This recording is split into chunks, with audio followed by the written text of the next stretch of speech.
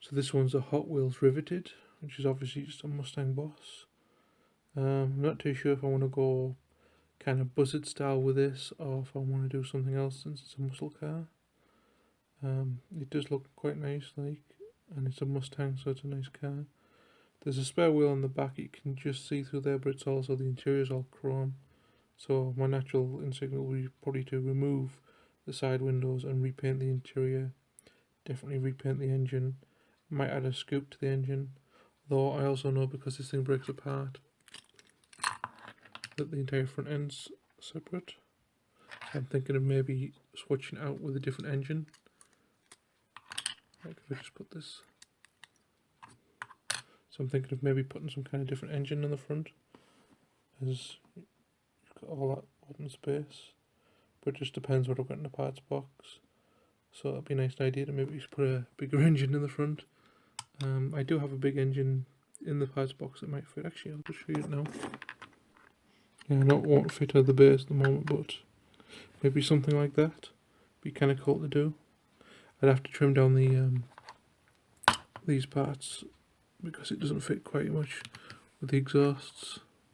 This is a Zinge Industries, Zinge Industries V6, I think it is, because I bought the V6 and the V8. V8's much bigger, but I've got that for a 124 scale build.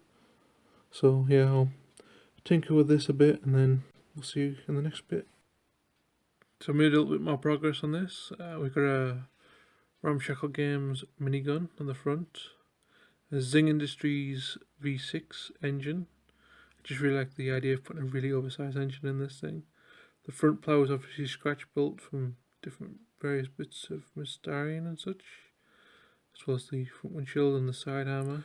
So the wheels are both different types. We've got a set of Kyamsil designs, I think it's thin front wheels, and I'll put the specs at the bottom, and then dual Kyamsil design wheels at the back.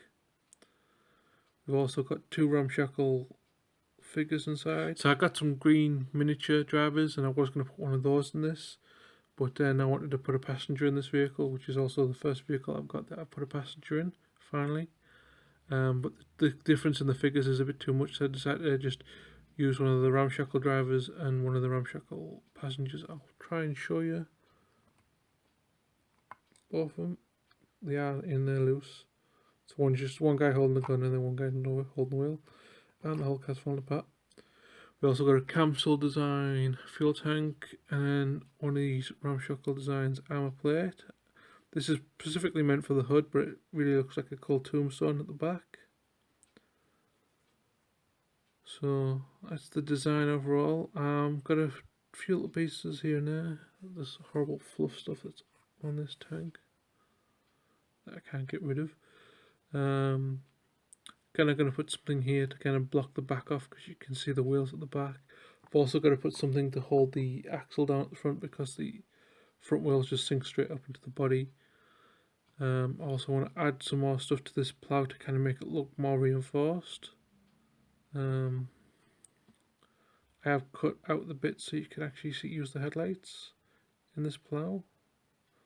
Really does look kind of cool there. So there'll be a few more little bits and pieces as I paint it up, and then this will be finished. Still got to come up with a name for it, but this one should be done pretty soon. So I decided to call this one Ramstang, because it's got a giant ram in the front and it's obviously a Mustang. Not the best at naming things, and I'm hoping not to continue doing this every time I make a Mustang by just changing the first part of Mustang to something else, but I guess we'll find out as we go along. I've reinforced the plough. I did a few bullet holes to the side. These are movie logic bullet holes, because if you've ever seen a movie where a car gets shut up, the bullets just hit the first panel and then stop there. In reality, that bullet would go all the way through the car and just destroy the engine and probably kill the occupants. Although with the armour here, these bullets don't go all the way through.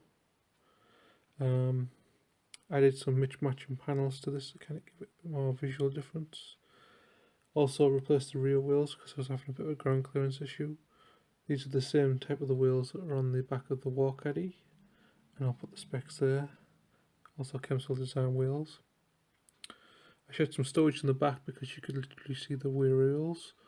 So there's 2 sand ladders and a jerry can from Autokill. Again, I'll put the sprue down there. I just painted this one orange and then one of it with a pretty much a black wash. I also drilled out the holes in the tombstone at the back just to make them a bit more defined because they weren't as deep as this, so I just wanted to make them look a bit better. I really like how you can see in the inside now with this. It was a really good idea to cut the roof off. I put this little bar here as like a T-top, or just for something to kind of add some structural strength. So just leaving the complete car open top. Actually, I'll show you the inside there. So you can just about see the drivers. You'll probably see that in the slideshow at the end. So we've got the giant plough. That about does it. Like usual, will be a slideshow at the end. I hope you enjoyed the video and I'll see you in the next one.